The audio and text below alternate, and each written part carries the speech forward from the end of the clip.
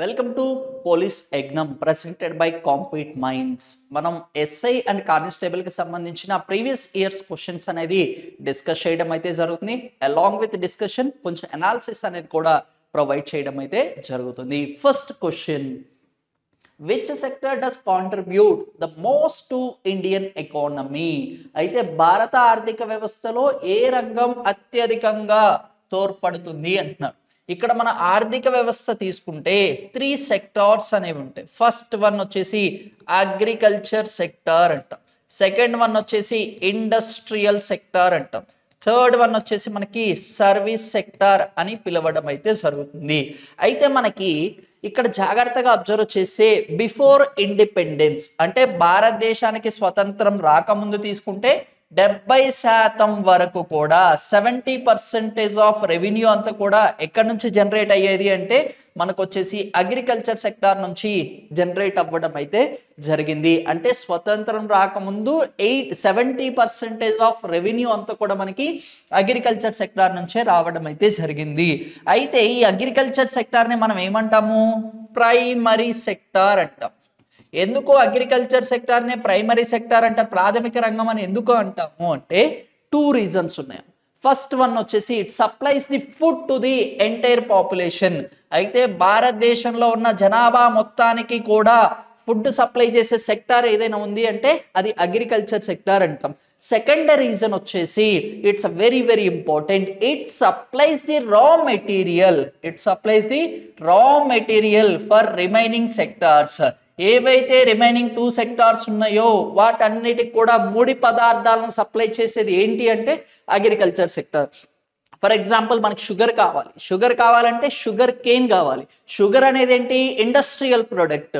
Sugar cane ఏంటి? Agriculture product. అయితే sugar cane లేకుండా మనం షుగర్ సప్లై చేయగలమా? It's impossible. ఫర్ ఎగ్జాంపుల్ గనీ బ్యాగ్స్ కావాలి. గనీ బ్యాగ్స్ మ్యానుఫ్యాక్చర్ చేయాలంటే జూట్ కావాలి. జనపనార ఉంటేనే మనకి గనీ బ్యాగ్స్ అనేది మ్యానుఫ్యాక్చర్ చేయగలం. ఆయిల్ కావాలంటే ఆయిల్ సీడ్స్ అనేవి ఉండాలి. ఆయిల్ సీడ్స్ ఎవరు సప్లై చేస్తారు? అగ్రికల్చర్ సెక్టార్ అనేది సప్లై చేయడం అయితే జరుగుతుంది. అందుకోసం మనకి ప్రైమరీ సెక్టార్ అని పిలుస్తారు. ఇండిపెండెన్స్ రాకముందు 70% వచ్చేసి మనకి అగ్రికల్చర్ సెక్టార్ ప్రొవైడ్ చేయడం అయితే జరిగింది. మనకి భారత ఆర్థిక వ్యవస్థలో ఏ రంగం అత్యధికంగా అంటున్నాడు. ఇక్కడ ఏ ఇయర్ అనేది మెన్షన్ చేయలేదు కాబట్టి ఎట్ ప్రజెంట్ అనేది తీసుకుంటాము. ఎట్ ప్రజెంట్ వచ్చేసి 54.85% అంతా కూడా మనకి సర్వీస్ సెక్టార్ అనేది కాంట్రిబ్యూట్ చేయడం అయితే జరుగుతుంది. ఇండస్ట్రియల్ సెక్టార్ వచ్చేసి 27.55% వచ్చేసి ఇండస్ట్రియల్ సెక్టార్ అనేది ప్రొవైడ్ చేయడం అయితే జరుగుతుంది. అగ్రికల్చర్ సెక్టార్ వచ్చేసి 17.59% వచ్చేసి మనకి ఇండియన్ ఎకానమీకి వచ్చేసి సప్లై చేయడం అయితే జరుగుతుంది. మనకి ఏ రంగం అని అడిగాడు కాబట్టి మనకు వచ్చేసి సర్వీస్ సెక్టార్. ఓకేనా? సర్వీస్ సెక్టార్ అనేది భారత ఆర్థిక వ్యవస్థకు అత్యధికంగా తోడ్పడుతుంది. అంటే మనకు ఆన్సర్ ఏంటమ్మా అంటే మనకు వచ్చేసి ఆప్షన్ 1 ఈస్ కరెక్ట్. అయితే బిఫోర్ ఇండిపెండెన్స్ అని అడిగితే అగ్రికల్చర్ సెక్టార్ అవుతుంది. మన రిమైనింగ్ ఆప్షన్స్ కూడా చూద్దామండి. ఓకేనా? మ్యానుఫ్యాక్చరింగ్ సెక్టార్ అన్నాడు. తయారీ రంగం అనేది సెకండరీ సెక్టార్ అంటాము. దీన్ని ఏమంటాము? సెకండరీ సెక్టార్ అంటాం. చిన్న తరహా పరిశ్రమల రంగం, పరిశ్రమలన్నీ కూడా మనకి మ్యానుఫ్యాక్చరింగ్ సెక్టార్లోకి రావడం అయితే జరుగుతుంది. ఇది కూడా ఒకసారి చూడండి. Okay, next question, which type of unemployment as marginal productivity the workers is zero అంటున్నారు. ఇది చాలా చాలా ఇంపార్టెంట్ పాయింట్. మనకి అన్ఎంప్లాయ్మెంట్ అనేది ఎకానమీలో డిస్కస్ చేసేటప్పుడు మనం డిఫరెంట్ అన్ఎంప్లాయ్మెంట్స్ అనేది డిస్కస్ చేస్తూ ఉంటాం. Seasonal unemployment, voluntary unemployment, involuntary unemployment, discussed unemployment, structural unemployment అనేది డిస్కస్ చేస్తూ ఉంటాం. స్ట్రక్చరల్ అన్ఎంప్లాయ్మెంట్ అంటే ఇక్కడ మనకి ల్యాక్ ఆఫ్ స్కిల్స్ లేకపోవడం వల్ల ఎంప్లాయ్మెంట్ ఆపర్చునిటీస్ అనేవి రావు. ఎట్ ప్రజెంట్ అంతా కూడా మెకనైజ్డ్ ఎంప్లాయ్మెంట్ అనేది ఎక్కువైంది. ఎందుకంటే ప్రతి ఒక్క ఇండస్ట్రియల్ సెక్టార్లో తీసుకుంటే మిషన్స్ అనేవి రావడం అయితే జరిగింది. వాటిని ఆపరేట్ చేయాలి అంటే స్కిల్స్ అనేవి కావాలి. అందుకోసమే గవర్నమెంట్ కూడా స్కిల్ డెవలప్మెంట్ మీద కూడా చాలా ఎక్కువగా కాన్సన్ట్రేట్ చేసింది. అందుకోసమే స్ట్రక్చరల్ అన్ఎంప్లాయ్మెంట్ అంటే job opportunities are available but lack of skills లేకపోవడం వల్ల వాళ్ళు అన్ఎంప్లాయిడ్గా నిలవడం అయితే జరుగుతుంది. డిస్కస్డ్ అన్ఎంప్లాయ్మెంట్ అంటే మనకి మేజర్గా తీసుకుంటే వర్క్ అనేది తక్కువగా ఉంటుంది, ఎంప్లాయీస్ అనేవారు ఎక్కువగా ఉంటారు. అంటే ప్రొడక్టివిటీ అనేది ఏమవుతుందమ్మా అంటే లెస్గా ఉంటుంది, ఎంప్లాయ్మెంట్ అనేది హైగా ఉంటుంది. ప్రొడక్టివిటీ లెస్గా ఉండి ఎంప్లాయ్మెంట్ హైగా ఉంటే దాని యొక్క ప్రొడక్టివిటీ అనేది ఎలా ఉంటుంది, జీరో అవుతుంది కదా, ఆర్ మార్జినల్ తక్కువగా ఉంటుంది. ఎందుకు, ప్రొడక్టివిటీ కదా మనకు కావాల్సిన మెయిన్. ఇండస్ట్రీస్ అన్ని కూడా ఏం చేస్తాయి, ప్రొడక్టివిటీ తయారు చేస్తూ ఉంటాయి. ఇక్కడ ప్రొడక్టివిటీ అనేది తక్కువగా ఉండి ఎంప్లాయ్మెంట్ ఎక్కువగా ఉంటే మనకి ప్రొడక్షన్ ఎలా ఉంటుంది, మార్జినల్గా తక్కువగా ఉంటుంది, లేదంటే జీరోగా ఉంటుంది. ఇది ఎక్కువగా మనకి తీసుకుంటే రెసిషన్ టైంలో ఎక్కువగా ఉంటుంది. మనకి వరల్డ్లో తీసుకుంటే 1929 to 1939 వరకు కూడా మనకి ఎకనామిక్ క్రైసిస్ అనేది రావడం అయితే జరిగింది. అందుకోసం మనకి ఈ ఎకనామిక్ క్రైసిస్ వచ్చినప్పుడు చాలా వరకు కూడా డిస్కస్డ్ అన్ఎంప్లాయ్మెంట్ అనేది ఎక్కువగా రావడం అయితే జరిగింది. అండ్ నెక్స్ట్ వచ్చేసి ఇండియాకి సంబంధించి 1990 ఆ టైంలో కూడా మనకి ఎకనామిక్ రిఫార్మ్స్ అనేది తీసుకొచ్చాము. అంతకుముందు కూడా మనకు కూడా ఇలాంటి సిచ్యువేషన్స్ అనేది ఉండడం అయితే జరిగింది. ఇక్కడ ఇన్వాలంటరీ అన్ఎంప్లాయ్మెంట్ అంటే మేజర్గా వచ్చేసి మనకి ఎలా ఉంటుందమ్మంటే, వాలంటరీ అంటే ఉంటుంది, సమ్ ఎక్స్టెంట్ వరకు వెళ్తూ ఉంటాం. ఇన్వాలంటరీ అంటే మేజర్గా వచ్చేసి అంటే వర్క్ అనేది ఉంటుంది కానీ it's not a permanent basis. అంటే తక్కువగా ఉండడం కానీ లేదా అవుట్ సోర్సింగ్ కింద ఉండడం కానీ అలా అని చెప్పుకోవచ్చు. సీజనల్ అన్ఎంప్లాయ్మెంట్ అంటే కొన్నిసార్లు తీసుకుంటే కొన్ని సీజన్స్లోనే ఎంప్లాయ్మెంట్ ఉంటుంది. ఫర్ ఎగ్జాంపుల్ అగ్రికల్చర్లో తీసుకుంటే మనకి క్రాప్ పికింగ్ టైంలో తీసుకుంటే అప్పుడే మనకి ఎక్కువగా వర్కర్స్ అనే వాళ్ళు నీడ్ ఉంటారు. స్టార్టింగ్ పొజిషన్లో కానీ క్రాప్స్ గ్రో చేసే స్టార్టింగ్ పొజిషన్లో అంత ఎంప్లాయ్మెంట్ ఆపర్చునిటీస్ అనేవి ఉండవు. సీజనల్ అంటే కొన్ని టైం పీరియడ్స్ వరకే ఉంటూ ఉంటాయి, వాటిని సీజనల్ అన్ఎంప్లాయ్మెంట్ అంటూ ఉంటాం. ఇక్కడ కరెక్ట్ ఆన్సర్ ఏంటంటే option 3 is correct. Next, identifies the non constitutional body. రాజ్యాంగేతర వ్యవస్థ గురించి ఏది అని అడుగుతున్నారు. ఇక్కడ మనం జాగ్రత్తగా చూడండి, నేషనల్ హ్యూమన్ రైట్స్ కమిషన్ అంటున్నారు, అయితే జాతీయ మానవ హక్కుల సంఘం అంటున్నారు. నెక్స్ట్ వచ్చేసి భారత ఎన్నికల సంఘం అంటున్నారు. నెక్స్ట్ జాతీయ షెడ్యూల్ కులాల సంఘం అంటున్నారు. నెక్స్ట్ జాతీయ షెడ్యూల్ తెగల సంఘం అంటున్నారు. మీరు ఇక్కడ అన్ని తీసుకున్నా కానీ అన్నిట్లో కూడా జాతీయ ఉంది కాబట్టి కన్ఫామ్గా నేషనల్ అని ఉంది కాబట్టి అందరూ కూడా ఇవన్నీ కూడా నేషనల్ బాడీస్ అనుకుంటారు.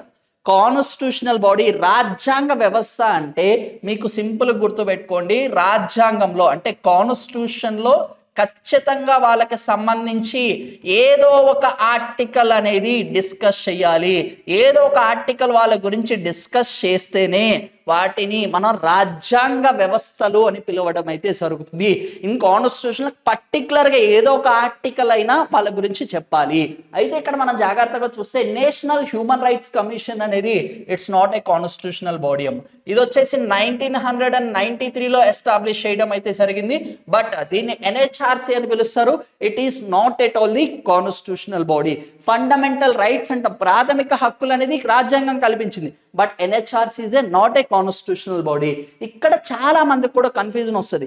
సార్ షెడ్యూల్డ్ కాస్ట్ అంటే national commission for scheduled cost కానీ షెడ్యూల్డ్ ట్రైబ్స్ కానీ ఒరిజినల్గా కాన్స్టిట్యూషనల్ బాడీస్ కాదు కదా, బట్ ఇవి కూడా అవ్వచ్చు కదా అని కొంతమందికి ఒక ఐడియా ఉంటుంది. కాకపోతే ఏంటమ్మా అంటే మనకు వచ్చేసి ఇండియన్ కాన్స్టిట్యూషన్ స్టార్టింగ్ వరకు కూడా మనకి ఏంటి అంటే ఆర్టికల్ 338 ఆఫ్ ఇండియన్ కాన్స్టిట్యూషన్ లో వచ్చేసి one special officer shall be appointed for the scheduled cost and scheduled tribes. Schedule కులాలకి తెగలకి సంబంధించి ఒక స్పెషల్ ఆఫీసర్ని అపాయింట్ చేయమని ఆర్టికల్ 338లో అనేది మెన్షన్ చేయడం అయితే జరిగింది. అయితే ఇది వచ్చేసి ఒరిజినల్గా సింగిల్ బాడీ. ఇదేంటి సింగిల్ బాడీ. అయితే మనకి 65వ రాజ్యాంగ సవరణ నుంచి 65th అమెండ్మెంట్ యాక్ట్ నుంచి దీన్ని ఏం చేశారమ్మా అంటే మల్టీ బాడీ కింద కన్వర్ట్ చేయడం అయితే జరిగింది. ఈ మల్టీ బాడీ అంటే national commission for STs, national commission for the ఎస్సీస్ అనేది తీసుకొని రావడం అయితే జరిగింది. అంటే దీన్ని ఏం చేశారు, మల్టీ లెవెల్ బాడీ కింద చేశారు. 65వ రాజ్యాంగ సవరణ నుంచి కూడా రాజ్యాంగ మద్దతు అనేది రాలేదు ఎవరికి, నేషనల్ కమిషన్ ఫర్ ది ఎస్సీస్ అండ్ ఎస్టీస్. అయితే మరి ఎప్పుడు వచ్చింది అంటే 89వ రాజ్యాంగ సవరణ ఎప్పుడు పాస్ చేశారు అంటే 2003 సంవత్సరంలో పాస్ చేశారు. అఫీషియల్గా 2004 సంవత్సరం నుంచి ఏం చేశారు అంటే national commission for scheduled cost వాళ్ళకి వచ్చేసి మనకి ఆర్టికల్ 338లో మెన్షన్ చేయడం అయితే జరిగింది. ఇది ఎవరి కోసం అంటే ఎస్సీస్ కోసం. Article 338 class A is especially meant for the national commission for the STs గురించి అనేది డిస్కస్ చేయడం అయితే జరిగింది. కాకపోతే 2004వ సంవత్సరం నుంచి మనకి నేషనల్ కమిషన్ ఫర్ ఎస్సీస్ అండ్ ఎస్టీస్కి వచ్చేసి కాన్స్టిట్యూషనల్ స్టేటస్ రాజ్యాంగ మద్దతు అనేది కల్పించడం అయితే జరిగింది. మనకి రాజ్యాంగేతర అన్నారు కాబట్టి మానవ హక్కుల సంఘానికి మనకి రాజ్యాంగంలో ఎలాంటి ప్రొవిజన్ అనేది లేదు.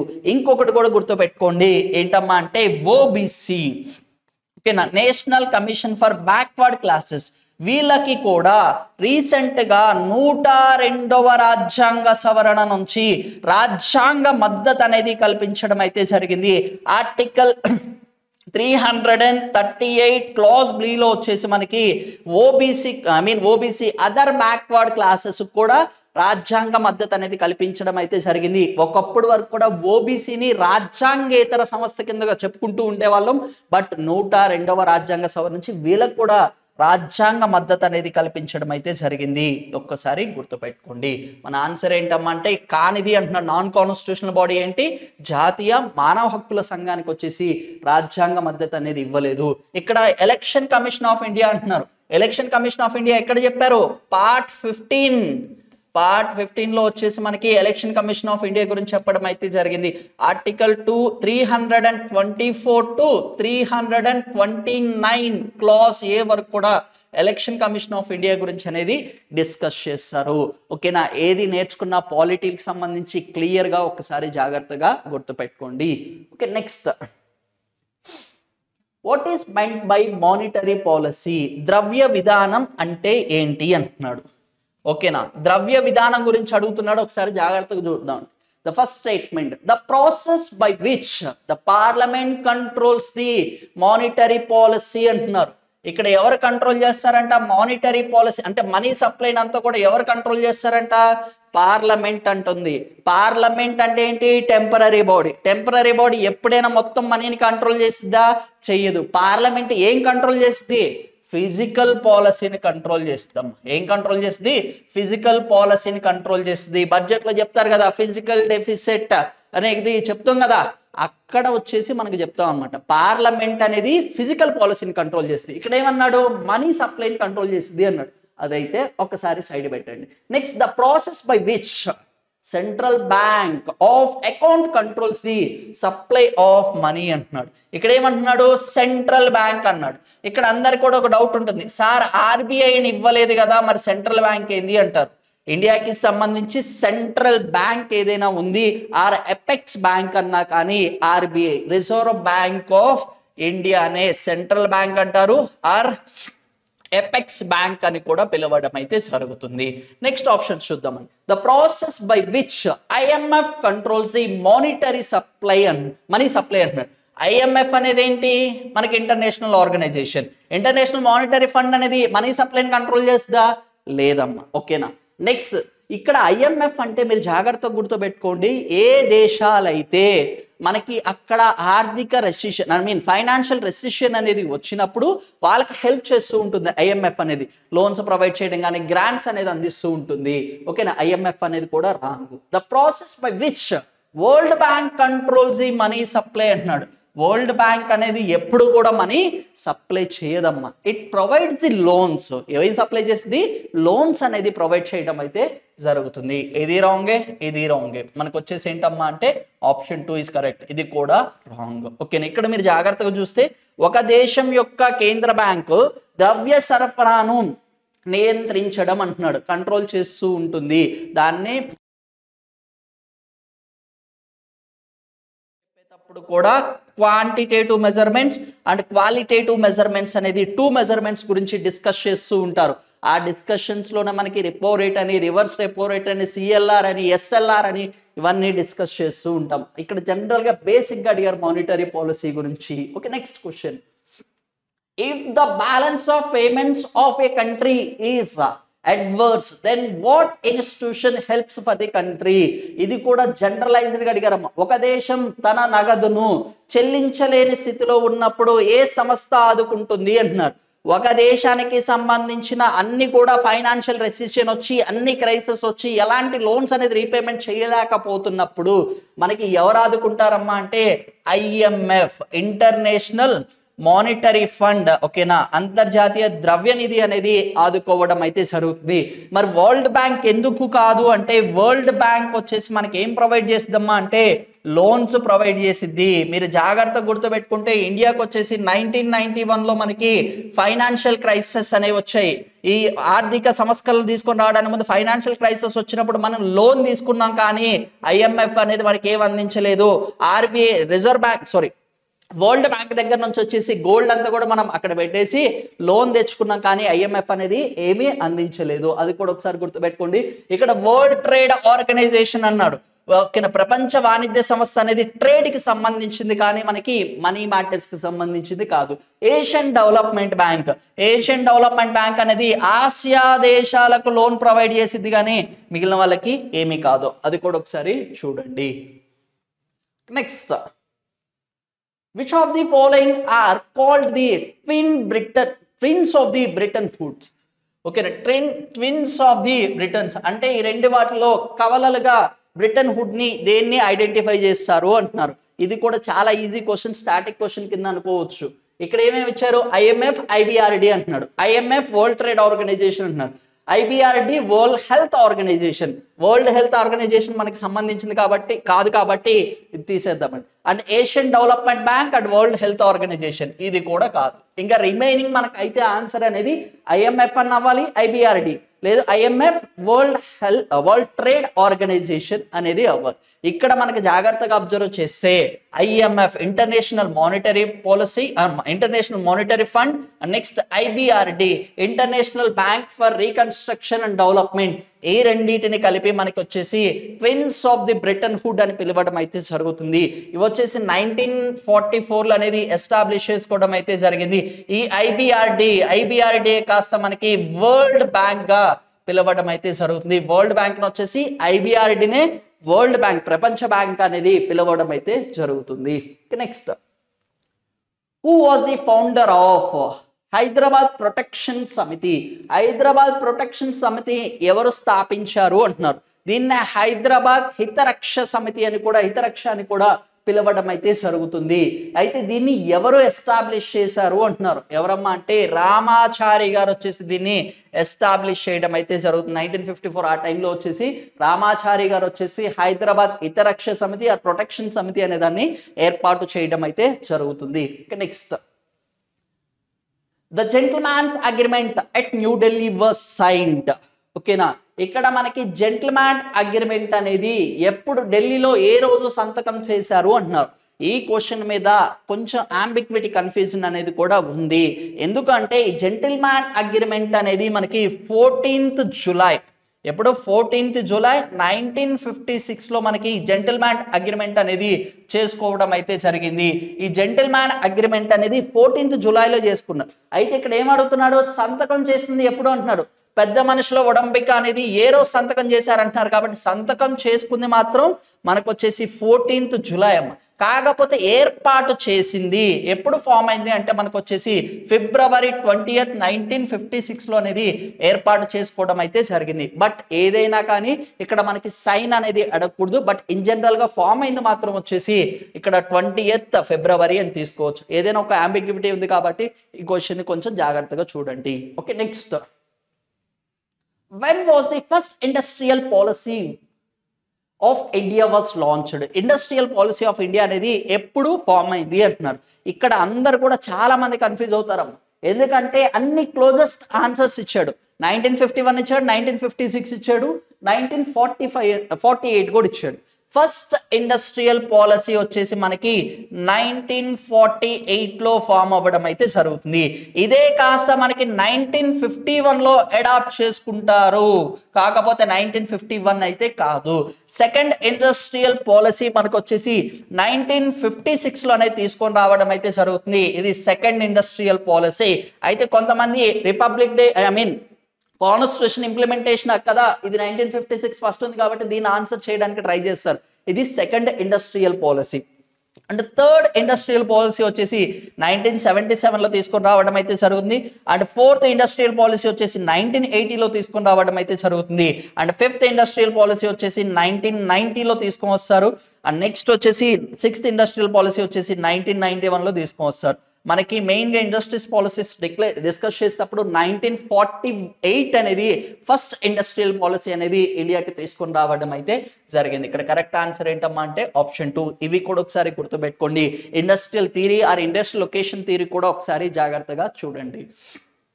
Next, who organized Democratic Telangana Conference in December 1997 in manner of the All India People's Resistance Forum? ఓకేనా, పీపుల్ రెసిస్టెన్స్ ఫోరం వచ్చేసి మనకి డిసెంబర్ 1997లో ఏర్పాటు చేశారు. దాన్ని డెమోక్రటిక్ తెలంగాణ కాన్ఫరెన్స్ ను ఎవరు నిర్వహించారు అంటున్నారు. దీన్ని ఎవరు నిర్వహించారు అంటే మనకు వచ్చేసి జయశంకర్ గారు వచ్చేసి దీన్ని నిర్వహించడం అయితే జరిగింది. ఇది కూడా ప్యూర్లీ స్టాటిస్టిక్ క్వశ్చన్, ఒకసారి చూడండి. Okay, next, identify the commission appointed by the Telugu Desam government in June 2001. ఓకేనా, 2001వ సంవత్సరంలో జూన్లో వచ్చేసి మనకి తెలుగుదేశం ప్రభుత్వం అనేది తెలంగాణకి సంబంధించి ఒక కమిషన్ అనేది అపాయింట్ చేశారు. ఎందుకు అపాయింట్ చేశారు అంటే మనకి అంతకుముందు మనకి ఎన్టీఆర్ గారు ఉన్నప్పుడు జీవో నెంబర్ 610 అనేది ఇంప్లిమెంట్ చేయాలి అని తెలంగాణ వాళ్ళు డిమాండ్ చేయడంతో అయితే చంద్రబాబు గారు ఏం చేశారు అంటే ఒక సింగిల్ మెంబర్డ్ కమిషన్ ని ఒకటి అపాయింట్ చేయడం అయితే జరిగింది. అందులో ఫార్మర్ ఐఏఎస్ ఆఫీసర్ గారు ఉన్నారు. అది ఎవరికిదే అంటే మనకు వచ్చేసి జేఎం గిర్గానీ కమిషన్ వచ్చేసి అపాయింట్ చేయడం అయితే జరిగింది. ఎప్పుడు అంటే 2001లో అపాయింట్ చేశారు. ఇక్కడ ఈ కమిషన్ ని అపాయింట్ చేశాక ఈయన ఎప్పుడు అంటే 29th December 2001లోనే ఆయన రిపోర్ట్ సబ్మిట్ చేస్తారు. అయితే ఇక్కడ చంద్రబాబు గారు ఏం చెప్తారు అంటే నీ కమిటీలో క్లారిటీ లేవు, చాలా క్వశ్చన్స్ కూడా ఇక్కడ సమాధానం లేదు, మళ్ళీ నీకు ఈ కమిషన్ ని 3 years ఎక్స్టెండ్ చేస్తున్నా అని చెప్పేసి 3 సంవత్సరాలు కమిషన్ కి సంబంధించిన టెన్యూర్ అనేది పెంచడం అయితే జరిగింది. ఫైనల్ గా వైఎస్ఆర్ గవర్నమెంట్ కి రిపోర్ట్ అనేది సబ్మిట్ చేయడం అయితే జరిగింది. ఇక్కడ మనకి ఏర్పాటు చేసిన కమిషన్ పేరు అడుగుతున్నారు కాబట్టి జేఎం గిర్గానీ కమిషన్ వచ్చేసి మనకి ఏర్పాటు చేయడం అయితే జరిగింది. భార్గవన్ కమిషన్ వచ్చేసి మనకి ఇది కూడా చాలా చాలా ఇంపార్టెంట్. దేనికి సంబంధించింది అంటే తెలంగాణ స్టేట్ కి సంబంధించిన సర్ప్లస్ బడ్జెట్ గురించి డిస్కస్ చేయడం కోసం దీన్ని అపాయింట్ చేయడం అయితే జరిగింది. భార్గవ కమిషన్ వచ్చేసి మనకి దేనికోసం అంటే తెలంగాణ స్టేట్ కు సంబంధించి సర్ప్లస్ బడ్జెట్ గురించి అపాయింట్ చేసిన commission. Okay, next, what is the historical importance of 27th April 2001 in final phase of Telangana movement. Telangana movement final stage లో 2001వ సంవత్సరంలో ఏప్రిల్ 27న ఏమి ఏర్పాటు చేశారు అంటున్నారు. చాలా ఈజీ బిట్, ఎవరికైనా కొంచెమైనా తెలంగాణ మూమెంట్ కొంచెం ఐడియా ఉన్నా కానీ మనకి ఇది ఆన్సర్ చేస్తారమ్మా. ఏం ఫామ్ చేశారు అంటే ఫౌండేషన్ ఆఫ్ తెలంగాణ రాష్ట్ర సమితి. ఓకేనా, ఏమి ఏర్పాటు చేశారు? తెలంగాణ రాష్ట్ర సమితి అనే దాన్ని టిఆర్ఎస్ పార్టీని మనకి చంద్రశేఖర్ గారు ఏర్పాటు చేయడం అయితే జరిగింది.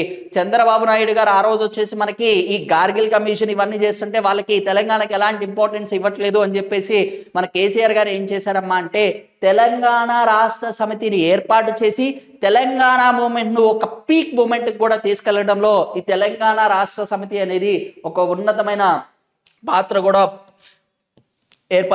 పోషించడం అయితే జరిగింది. అందుకోసం మనకి ఏంటమ్మా అంటే తెలంగాణ రాష్ట్ర సమితి అనేది ఏర్పాటు చేశారు. భువనగిరి డిక్లరేషన్ కూడా చాలా చాలా ఇంపార్టెంట్ అమ్మ. మనకి 1997లో భువనగిరి డిక్లరేషన్ జరుగుతుంది. ఈ భువనగిరి డిక్లరేషన్ లో దగ్గరగా 40,000 మంది గ్యాదర్ అయ్యి అక్కడ తెలంగాణ మూమెంట్ కి ఒక పీక్ మూమెంట్ ఆ టైంలో 1997లో ఒక ఊపు అందుకుంది కూడా ఏంటమ్మా అంటే మనకి భువనగిరి డిక్లరేషన్ అని కూడా చెప్తూ ఉంటాం. Okay, next, Nizam subject league, దీన్నే ముల్కీ లీగ్ అని కూడా పిలుస్తారు. Was founded by the few educated elites of the Hyderabad state in which year అంటున్నారు.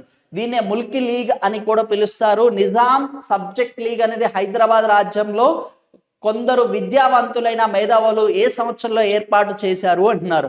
ఇది కూడా మనకి సర్టెన్ కన్ఫ్యూజన్ అనేది ఉంది. కాకపోతే మనకి ఏర్పాటు చేసింది వచ్చేసి మనకి 1935లో ఏర్పాటు చేయడం అయితే జరిగింది. కాకపోతే మనకు ఆప్షన్స్లో ఎక్కడా 1935 లేదు, 1934 ఇచ్చారు. దీన్నే 1935లో ఏర్పాటు చేస్తారు. దీన్ని వచ్చేసి మనకి ఏం చేశారమ్మా అంటే 1939లో దీన్ని క్యాన్సిల్ కూడా చేయడం అయితే జరిగింది. దీన్ని ముల్కీ లీగ్ అని కూడా పిలుస్తూ ఉంటారు. కాకపోతే మనకి ఎప్పుడు అంటే 1935. ఈ క్వశ్చన్ మీద కొంచెం కన్ఫ్యూజన్ ఉంది, ఇది కూడా ఒకసారి చూడండి. Next, who was the Home Minister of India on the historical occasion of signing Gentleman Agreement by Andhra and Telangana leaders 1956? ఓకేనా, 1956వ సంవత్సరంలో ఓకేనా పెద్ద మనుషుల ఉడంబకి పైన ఆంధ్ర మరియు తెలంగాణ నాయకులు సంతకం చేసిన చారిత్రక సందర్భంను ఆనాటి భారత హోం మంత్రి ఎవరు అంటున్నారు. అయితే మనకి జెంటిల్మ్యాన్ అగ్రిమెంట్ ఓకేనా పెద్ద మనుషుల ఒడంబిక అనేది సంతకం చేసే నాటికి భారతదేశానికి హోం మంత్రిగా ఓకేనా హోం మంత్రిగా ఎవరు ఉన్నారు అంటున్నారు. ఇక్కడ అందరూ కూడా ఏం చేస్తారమ్మా అంటే సర్దార్ వల్లభాయ్ పటేల్ గారిని టిక్ చేస్తారు. ఆయన కాదమ్మా, ఇండిపెండెన్స్ వచ్చినప్పుడు భారతదేశానికి స్వతంత్రం వచ్చినప్పుడు ఫస్ట్ హోమ్ మినిస్టర్ గా సర్దార్ వల్లభాయ్ పటేల్ గారు వర్క్ చేయడం అయితే జరుగుతుంది. జెంటిల్మ్యాన్ అగ్రిమెంట్ 1956 నాటికి వచ్చేసి మనకి గోవింద్ వల్లభ పంత్ గారు వచ్చేసి హోమ్ మినిస్టర్ గా వ్యవహరించడం అయితే జరిగింది. ఈ బిట్ చాలా చాలా ఇంపార్టెంట్, కన్ఫ్యూజ్ చేయడానికి ఇచ్చారు. అందుకోసం ఫస్ట్ ఆప్షన్ కూడా సర్దార్ వల్లభాయ్ పటేల్ గారు ఇచ్చారు. సర్దార్ వల్లభాయ్ పటేల్ గారు భారతదేశానికి స్వతంత్రం వచ్చినప్పుడు హోమ్ మినిస్టర్ గా వర్క్ చేయడం అయితే జరిగింది. 1956 జెంటిల్మ్యాన్ అగ్రిమెంట్ అప్పుడు గోవింద వల్లభ పంత్ గారు వర్క్ చేయడం అయితే జరిగింది. ఇక్కడ మొరార్జీ దేశాయ్ గారు అంటున్నారు. మొరార్జీ దేశాయ్ గారి ఇంపార్టెన్స్ ఏంటి? First prime minister from non Congress party. అయితే కాంగ్రెస్ పార్టీ కాకుండా మొదటిసారిగా ప్రధానమంత్రి అయింది ఎవరు అంటే మొరార్జీ దేశాయ్ గారు. మొరార్జీ దేశాయ్ గారి ఇంపార్టెన్స్ ఏంటంటే 10 times బడ్జెట్ కూడా ఇంట్రడ్యూస్ చేయడం అయితే జరిగింది. ఇతను కూడా చాలా చాలా ఇంపార్టెంట్, ఒకసారి గుర్తుపెట్టుకోండి ఓకేనా. అండ్ నెక్స్ట్ వచ్చేసి మౌలానా అబ్దుల్ కలాం ఆజాద్ గారు వచ్చేసి ఫస్ట్ ఎడ్యుకేషన్ మినిస్టర్ గా కూడా వర్క్ చేయడం అయితే జరిగింది. సర్దార్ వల్లభాయ్ పటేల్ గారికి సంబంధించి ఆయన బర్త్డేని అక్టోబర్ 31 ని రాష్ట్రీయ ఏకతా దివస్ నేషనల్ యూనిటీ డే కింద కూడా సెలబ్రేట్ చేసుకుంటూ ఉంటున్నారు. Okay, next, how many seats were won by the Telangana Praja Samiti in 1971 general election in Andhra Pradesh? ఓకేనా, అయితే 1971వ సంవత్సరంలో ఆంధ్రప్రదేశ్లో జరిగిన సాధారణ ఎన్నికల్లో తెలంగాణ ప్రజా సమితి ఎన్ని సీట్లు గెలుచుకుంది అంటున్నారు. ఇక్కడ పార్టిసిపేట్ చేసింది అడగలేదమ్మా ఓకేనా. తెలంగాణ ప్రజా సమితి టీపీఎస్ అనేది మనకి 14 కాన్స్టిట్యుయెన్సీస్ లో పార్టిసిపేట్ చేస్తే మనకు వచ్చేసి 10 సీట్స్ అనేది విన్ అవ్వడం అయితే జరిగింది. ఎన్ని సీట్స్ గెలిచారు? 10 సీట్లు గెలిచారు. అందులో 3 సీట్లు వచ్చేసి రిమైనింగ్ 3 సీట్లు వచ్చేసి మనకి కాంగ్రెస్ పార్టీ ఐఎన్సీ అనేది గెలవడం అయితే జరుగుతుంది. ఇంకొక సీట్ వచ్చేసి మనకి సిపిఎం విన్ అవ్వడం అయితే జరుగుతుంది. ఇక్కడ మనకి ఏం అడుగుతున్నాడు క్వశ్చన్ అనేది 1971వ సంవత్సరంలో ఆంధ్రాలో జరిగిన సాధారణ ఎన్నికలో టీపీఎస్ పార్టీ ఎన్ని సీట్లు గెలిచింది అంటున్నాడు. కాబట్టి ఇక్కడ ఆప్షన్ 4 అనేది కరెక్ట్. పార్టిసిపేట్ చేసింది ఎన్ని? 14 సీట్లలో పార్టిసిపేట్ చేస్తే 10 సీట్లే టీపీఎస్ అనేది విన్ అవ్వడం అయితే జరిగింది. Next, who was the editor of Imroz, a popular paper in Hyderabad state during the period of Osman Ali Khan? Osman Ali Khan వచ్చేసి మనకి తెలంగాణకి సంబంధించిన ఒక పాపులర్ న్యూస్ పేపర్ ఇమోస్ పత్రికగా ఎడిటర్ గా ఎవరు వర్క్ చేశారు అంటున్నారు. ఇమోస్ అంటే నిప్పు కనుక అని కూడా పిలుస్తూ ఉంటారు. ఇమోస్ అంటే ఏంటి? నిప్పు కనుక అని కూడా పిలుస్తూ ఉంటారు. దీనికి ఎడిటర్ ఎవరమ్మా అంటే అబుల్లా ఖాన్ గారు వచ్చేసి మనకి వర్క్ చేయడం అయితే జరిగింది. ఓకేనా, ఇమోస్ అంటే మనకి ఏంటమ్మా అంటే నిప్పు కణిక అని కూడా పిలుస్తూ ఉంటారు. ఈయన మేజర్ గా వచ్చేసి ఇక్కడ ఆ టైంలో వచ్చేసి చాలా వరకు కూడా ఈ తెలంగాణ మూమెంట్ కి సంబంధించిన చాలా ఉద్యమాలకు సంబంధించినవి కానీ ఎట్ ద సేమ్ టైం వచ్చేసి వాళ్ళకి సంబంధించినవి అన్ని కూడా పేపర్ పబ్లికేషన్స్ అనేది చేయడం అయితే జరుగుతుంది. కాకపోతే మనకి ఉస్మాన్ అలీ ఖాన్ ఇతన్ని చంపించడం అయితే జరిగింది. Okay, next, arrange the following events relating to the Telangana movement in chronological order. ఓకేనా, ఈ క్రింది ఇచ్చిన వాటిని క్రోనలాజికల్ ఆర్డర్ లో మనల్ని ఆర్డర్ చేయమంటున్నారు. అయితే ఇక్కడ మీరు జాగ్రత్తగా అబ్జర్వ్ చేస్తే తెలంగాణ విద్రోహ దినం, ఓకేనా, ఎప్పుడు సెలబ్రేట్ చేసుకున్నారు? 1996 1st ఆఫ్ నవంబర్ ని ఆంధ్రప్రదేశ్ ఫామ్ అయిన రోజుని మనకి 1st of November Andhra Pradesh form అవుతుంది కదా, ఆ రోజుని విద్రోహ దినోత్సవం కింద అనేది సెలబ్రేట్ చేసుకోవడం అయితే జరిగింది తెలంగాణ. ఎందుకంటే మాకు అన్యాయం జరిగింది అని చెప్పేసి వాళ్ళు 1996లో 1996 సంవత్సరంలో విద్రోహ దినోత్సవం కింద అనేది సెలబ్రేట్ చేసుకోవడం అయితే జరిగింది. ఓకేనా. నెక్స్ట్ భువనగిరి డిక్లరేషన్ అనేది 1997లో జరుగుతుంది. మార్చ్ 6th to 7th ఆ టైంలో వచ్చేసి భువనగిరి డిక్లరేషన్ అనేది జరుగుతూ ఉంటుంది. ఆ టైంలో 1997లో తెలంగాణ ఉద్యమానికి మనకి మెయిన్గా ఒక ప్రాణవాయువులా కూడా భువనగిరి డిక్లరేషన్ అనేది ఆ భువనగిరి డిక్లరేషన్ అనేది ప్రోత్సాహం అనేది చేయడం అయితే జరిగింది. ఆ టైంలో 40,000 మంది మనకు వచ్చేసి ఆ తెలంగాణ మూమెంట్ భువనగిరి డిక్లరేషన్లో అటెండ్ అవ్వడం అయితే జరిగింది. నమస్తే తెలంగాణ డైలీ న్యూస్ పేపర్ అనేది ఎప్పుడు లాంచ్ చేశారు? 2011లో మనకి లాంచ్ చేయడం అయితే జరిగింది. 2011వ సంవత్సరంలో లాంచ్ చేశారు. ఎందుకు నమస్తే తెలంగాణ అనేది లాంచ్ చేశారు అంటే ఆ టైం వరకు కూడా మ్యాక్సిమం న్యూస్ పేపర్స్ అన్ని కూడా ఆంధ్ర వాళ్ళయే ఉన్నాయి. అందుకోసం ఆంధ్ర వాళ్ళు అనేది తెలంగాణ మూమెంట్కి సంబంధించి ఎలాంటివి కూడా వాళ్ళు పబ్లిష్ చేయట్లేదు. అందుకోసం మాకంటూ ఒక న్యూస్ పేపర్ ఉండాలి తెలంగాణ పీపుల్ కోసం అని చెప్పేసి నమస్తే తెలంగాణ దినపత్రికను 2011వ సంవత్సరంలో మనకి ప్రారంభించడం అయితే జరుగుతుంది. ఇందులో మేజర్గా మనకి సంజీవని అని చెప్పేసి ఒక కాలం అనేది ఎక్స్పెషల్గా తెలంగాణ మూమెంట్ కోసం ఎవరైతే వర్క్ చేశారో వాళ్ళ యొక్క స్టోరీస్ అనేది కూడా పబ్లిష్ చేయడం అయితే జరిగింది. అండ్ నెక్స్ట్ సాగరహారం అనేది మనకి ఇది ఎప్పుడు జరిగింది అంటే 2012వ సంవత్సరంలో మనకి ఇది జరగడం అయితే జరిగింది. ఇక్కడ ఏం అడుగుతున్నాడు? క్రోనలాజికల్ ఆర్డర్ అడుగుతున్నారు. ఫస్ట్ వన్ ఏమవ్వాలి? ఏ అవ్వాలి. ఫస్ట్ ఏ అనేది ఇక్కడ ఈ రెండిట్లో ఉంది. ఈ రెండు కూడా మనకు రాంగ్ అవుతాయి. నెక్స్ట్ చూడమ్మా, నెక్స్ట్ వచ్చేసి 1997 బి అవ్వాలి. ఓకే, నెక్స్ట్ వచ్చేసి 2011 సి అండ్ నెక్స్ట్ వచ్చేసి 2012 మనకు ఆప్షన్ 3 అనేది కరెక్ట్. వాళ్ళు ఇచ్చిన ఆర్డరే correct sequence. Okay, next who described the post of deputy chief minister as sixth finger to hand? ఇది కొంచెం వ్యంగ్యంగా అడిగారు. ఎందుకంటే ఒక అగ్రిమెంట్ అనేది ఉంది. ఎలాంటి అగ్రిమెంట్ అంటే 1956 ఆ టైంలో మనకి ఒక అగ్రిమెంట్ చేసుకున్నారు. ఏమని చేసుకున్నారు అంటే ఆంధ్ర వాళ్ళు వచ్చేసి సీఎం అయితే తెలంగాణ క్యాండిడేట్ వచ్చేసి డిప్యూటీ సీఎం అవ్వాలి. ఏంటంటే ఒకళ్ళు ఆంధ్ర నుంచి సీఎంగా వర్క్ చేస్తే ఆంధ్ర ప్రాంతం నుంచి ఆంధ్రప్రదేశ్ నుంచి తెలంగాణ నుంచి డిప్యూటీ సీఎం ఉప ముఖ్యమంత్రిగా ఎవరు ఉండాలంట? తెలంగాణ ప్రాంతం నుంచి ఉండాలి అంటున్నారు. అయితే ఇక్కడ నీలం సంజీవరెడ్డి గారు మనకి సీఎంగా వర్క్ చేసే టైంలో మనకి ఏం చేశారు అంటే ఆయన వీళ్ళు తెలంగాణ వాళ్ళు అడిగినప్పుడు ఆయన న్యూస్ పేపర్ చదువుతా ఉన్నాడంట. అయితే న్యూస్ పేపర్ చదువుతున్నప్పుడు వీళ్ళు తెలంగాణ వాళ్ళు అడిగితే ఆయన ఏమన్నాడంట? నాకు 5 ఏళ్ళు ఉన్నాయి కాబట్టి న్యూస్ పేపర్ పట్టుకున్నాను, 6వ ఏళ్ళతో న్యూస్ పేపర్ పట్టుకున్నా కానీ నాకేంటి ఉపయోగం, ఉన్నా కానీ లేనట్టే కదా అని వ్యంగ్యంగా ఆన్సర్ ఇచ్చాడంట. అందుకోసం నీలం సంజీవరెడ్డి గారు ఏమన్నారు అంటే ఓకే ఈయన వచ్చేసి ఏమన్నారు అంటే sixth finger to the hand అని పిలవడం అయితే జరిగింది. ఆ టైంలో నీలం సంజీవరెడ్డి గారు అన్నారు. అయితే దీనికి సంబంధించి ఇది ఒకటి గుర్తుపెట్టుకోండి. నీలం సంజీవరెడ్డి గారికి సంబంధించిన ఇంపార్టెన్స్ అనేది మనం తీసుకుంటే ఈయన చీఫ్ మినిస్టర్గా వర్క్ చేస్తారు. అండ్ నెక్స్ట్ లోక్సభకి స్పీకర్గా వర్క్ చేశారు. అండ్ నెక్స్ట్ వచ్చేసి రాష్ట్రపతిగా, ఓకేనా, రాష్ట్రపతిగా యునానిమస్గా అంటే ఏకగ్రీవంగా భారతదేశంలో ఒక్కసారి మనకి రాష్ట్రపతిగా పనిచేయడం ఒకళ్ళు రాష్ట్రపతిగా పనిచేశారు. అతను ఎవరు అంటే నీలం సంజీవరెడ్డి గారు. నీలం సంజీవరెడ్డి గారి ఇంపార్టెన్స్ ఏంటి అంటే దట్టు తెలుగు పర్సన్ మనకు వచ్చేసి ఏంటమ్మా అంటే యునానిమస్గా ఏకగ్రీవంగా ఇప్పటిదాకా భారతదేశంలో ఒకే ఒక్క రాష్ట్రపతి ఎన్నికయ్యారు. అతను ఎవరమ్మా అంటే నీలం సంజీవరెడ్డి గారు అని గుర్తుపెట్టుకోండి. నెక్స్ట్ క్రాసు బ్రహ్మానందారెడ్డి గారు వచ్చేసి ఈయన కూడా ఆంధ్రప్రదేశ్కి మనకి చీఫ్ మినిస్టర్గా వర్క్ చేస్తారు. అయితే ఈయన 6వ ఫైనాన్స్ కమిషన్, ఓకేనా, 6వ ఫైనాన్స్ కమిషన్ ఆర్థిక సంఘానికి చైర్పర్సన్గా కూడా వర్క్ చేయడం అయితే జరిగింది. తెలుగు పర్సన్లో ఆయన ఫస్ట్ అని చెప్పుకోవచ్చు. ఎట్ ప్రజెంట్ వచ్చేసి 16th ఫైనాన్స్ కమిషన్ అనేది మనకి అపాయింట్ చేయడం అయితే జరిగింది. దీనికి అరవింద్ పనగారియా గారిని వచ్చేసి 16th ఫైనాన్స్ కమిషన్గా హెడ్ అనిగా నియమించడం అయితే జరిగింది.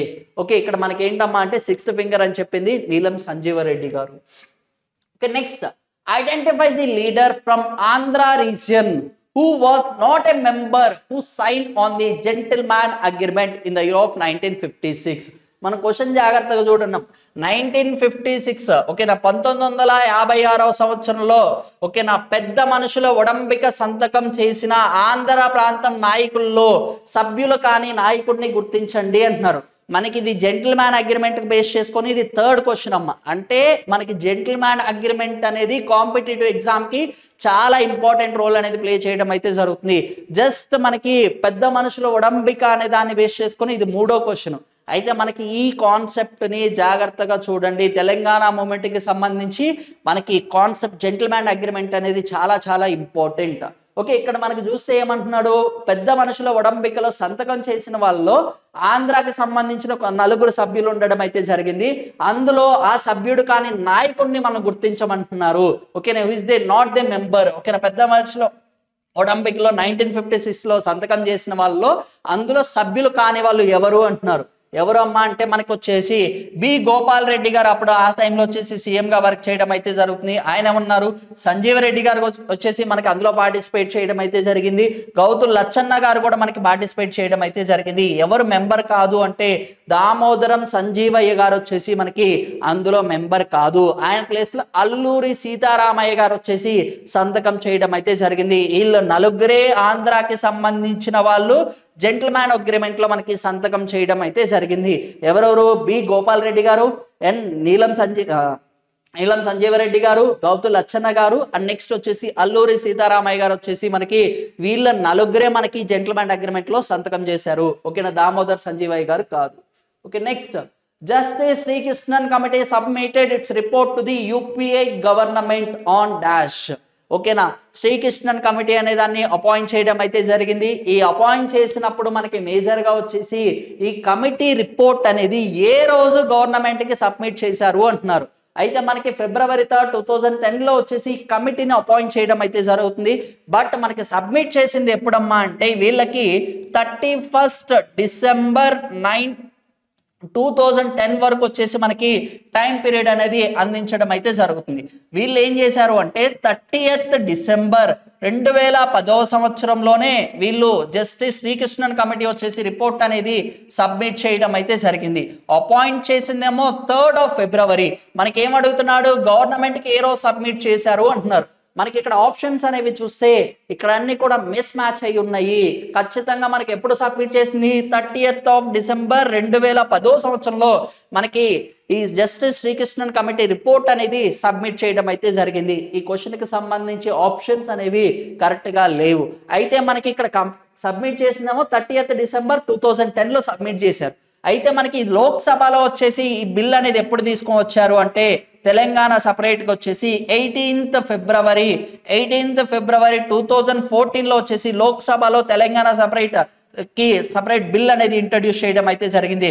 తెలంగాణకి సంబంధించి లోక్సభలో ఎప్పుడు పాస్ చేశారు, 18th February రోజు పాస్ చేశారు. మరి రాజ్యసభ వచ్చేసి 20th February 2014లో వచ్చేసి రాజ్యసభ అనేది మనకి తెలంగాణకి సంబంధించి ఆమోదం అనేది అందించడం అయితే జరిగింది. 1st of April కి వచ్చేసి మనకి మేజర్ గా వచ్చేసి మనకి రాష్ట్రపతి గారు కూడా దీని మీద సంతకం చేస్తారు. 1st of March ఆ టైంలోకి వచ్చేసి అండ్ నెక్స్ట్ వచ్చేసి June 2కి వచ్చేసి ఫైనల్ గా Telangana state is established as the 29th state. ఎన్నో రాష్ట్రం కింద ఆవిర్భవించింది, 29వ రాష్ట్రంగా వచ్చేసి మంత్ ఆఫ్ June 2, 2014లో వచ్చేసి తెలంగాణ రాష్ట్రం అనేది ఏర్పాటు చేయడం అయితే జరిగింది. ఫైనల్ గా తెలంగాణ రాష్ట్రం నెంబర్ ఎంత అంటే 29th స్టేట్. ఇప్పుడు ఒకసారి జాగ్రత్తగా చూడండి అమ్మా, టోటల్ ఇండియాలో తీసుకుంటే ఎన్ని రాష్ట్రాలు ఉన్నాయి అంటే 28 రాష్ట్రాలే ఉన్నాయి. ఒకప్పుడు 29ది ఏంటి అంటే మనకు వచ్చేసి తెలంగాణ. జమ్మూ అండ్ కాశ్మీర్కి వచ్చేసి ఆర్టికల్ 370 స్పెషల్ స్టేటస్ అనేది అందించడం అయితే జరిగింది. ఈ ఆర్టికల్ ను మనం ఇప్పుడు రద్దు చేశారు. ఈ జమ్మూ అండ్ కాశ్మీర్ కాస్త 2 కేంద్ర పాలిత ప్రాంతాల కింద డివైడ్ చేయడం అయితే జరిగింది. ఒకటి వచ్చేసి జమ్మూ అండ్ కాశ్మీర్, సెకండ్ వచ్చేసి లడాక్ ప్రాంతం కింద అనేది ఈ 2 కేంద్ర పాలిత ప్రాంతాల కింద డివైడ్ చేశారు. ఇప్పుడు వచ్చేసి ఇండియాలో ఎన్ని రాష్ట్రాలు ఉన్నాయి, 28 రాష్ట్రాలే ఉండడం అయితే జరిగింది. తెలంగాణ ఫామ్ అయ్యేటప్పుడు మనకి ఎన్ని కేంద్ర పాలిత ప్రాంతాలు ఉన్నాయి అంటే 7 కేంద్ర పాలిత ప్రాంతాలు ఉన్నాయి. ఇప్పుడు ఎన్ని ఉన్నాయమ్మా అంటే 8 కేంద్ర పాలిత ప్రాంతాలే ఉండడం అయితే జరిగింది. ఇక్కడ అందరికి ఒక డౌట్ వస్తుంది, సార్ ఇక్కడ జమ్మూ అండ్ కాశ్మీర్ 2 కేంద్రపాలిత ప్రాంతాలు అన్నారు కదా, 7+2 9 కదా అవ్వాల్సింది అనుకుంటారు. కాకపోతే దాద్రా నగర్ హవేలీ అండ్ డామన్ అండ్ డయ్యూ రెండింటిని కలిపి ఒకటే కేంద్రపాలిత ప్రాంతం కింద డిక్లేర్ చేయడం అయితే జరిగింది. అందుకు సంబంధించి 28 రాష్ట్రాలు అండ్ నెక్స్ట్ వచ్చేసి 8 కేంద్ర పాలిత ప్రాంతాలు అనేది ఉండడం అయితే జరిగింది. 29th స్టేట్ అంటే మనకి తెలంగాణ, గుర్తుపెట్టుకోండి. Thank you.